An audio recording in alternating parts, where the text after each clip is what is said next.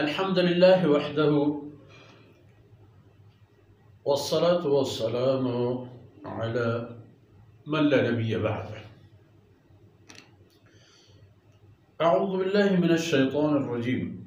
الله الذي سخر لكم البحر لتجري الفلك فيه بأمره ولتبتغوا من فضله ولعلكم تشكرون.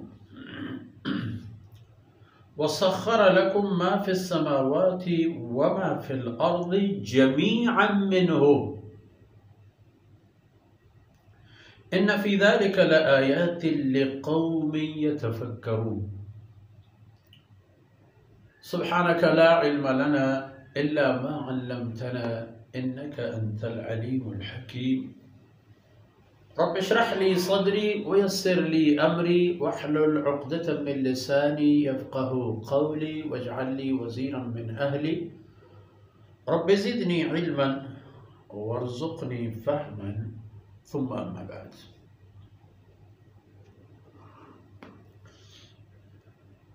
گرامی قدر بھائیوں، بہنوں اور پیارے بچوں، اللہ کو پہچانتے ہو اور اللہ رب العزت کی پہچاننے میں کبھی دقت محسوس ہوئی ہے؟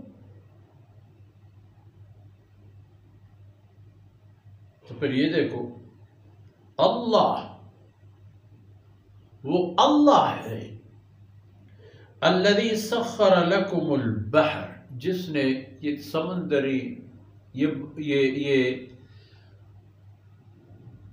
پانیوں کے ختم نہ ہونے والے سلسلے مسخر فرما دیے ہیں تمہارے لیے، سمندروں کو تابع بنا دیا ہے آپ لوگوں کے۔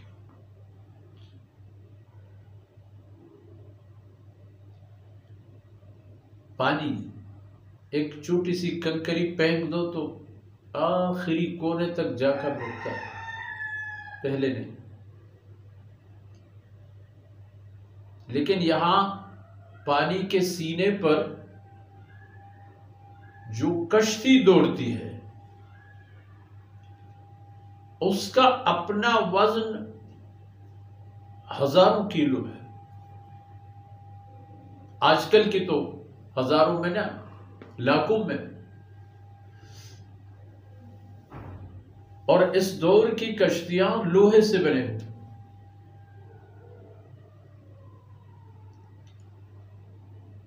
اور ان میں یہ جو بڑی مال بردار کشتیاں ہیں،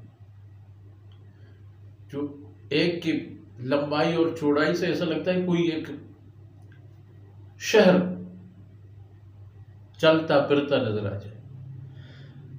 لِتَجْرِيَ الْفُلْكُ فِيهِ بِأَمْرِهِ، تاکہ اپنے دریا اور سمندر میں یہ کشتیاں چلنے لگیں۔ بِأَمْرِهِ، انسان کی طاقت یا اس کشتی کی اپنی طاقت کی بنیاد پر نہیں، اللہ کے حکم سے۔ اس کو اللہ رب العزت چلنے کا حکم دے اور سمندر کو اس کو رستہ دینے کا حکم دے۔ ایک یہ وَلِتَبْتَغُوا مِن فَضْلِهِ،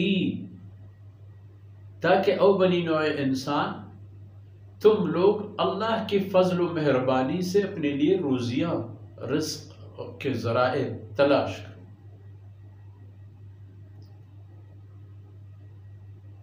انواع اقسام کی تجارتی چیزیں لے کر کشتی میں بیٹھ جاؤ اور اس پانی کے اندر خرامان کسی دوسرے ملک اور شہر میں جاؤ، یہ بیچو، کچھ اور چیز لے کے آؤ۔ یہ ہو گیا فضل الہی، اللہ کی مہربانی سے رزق روزی کے ساتھ۔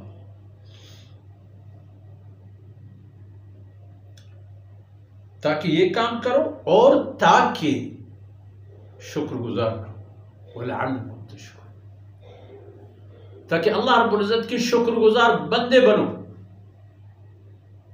اور اللہ کی شکر گزاری یہ ہے کہ اس کو وحدہ لا شریک یقین کر کے اس کے احکامات پر چلو، یہ ہے اللہ کا شکر۔ تجارت بھی اس کے قوانین کے مطابق کرو، سفر بھی اس کے احکامات کے دائرے میں رہ کر کرو، چیز لو اور دو ایسی کہ ان کی اجازت ہو، یہ ہے شکر گزاری، یعنی اللہ کی بندگی کرو۔ اور یقین جانیے کہ تجارت اور معاملات زندگی میں اللہ رب العزت نے ہماری جو رہنمائیاں فرما دی ہیں یہ عبادت ہے، یہی چیزیں عبادت ہیں۔ عبادت صرف نماز کا نام نہیں ہے، وہ تمہارے مسلمان ہونے کی نشانی ہے،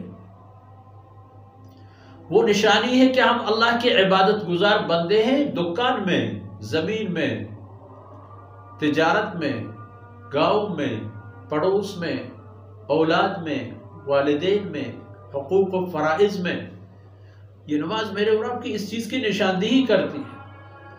اور اگر نماز ہے اور یہ چیزیں نہیں ہیں تو گویا کہ ہم وہی کچھ کر رہے ہیں جو ہمارے پاس ہے ہی نہیں، مگر ہم مدعی ہیں کہ وہ چیز ہمارے پاس ہے۔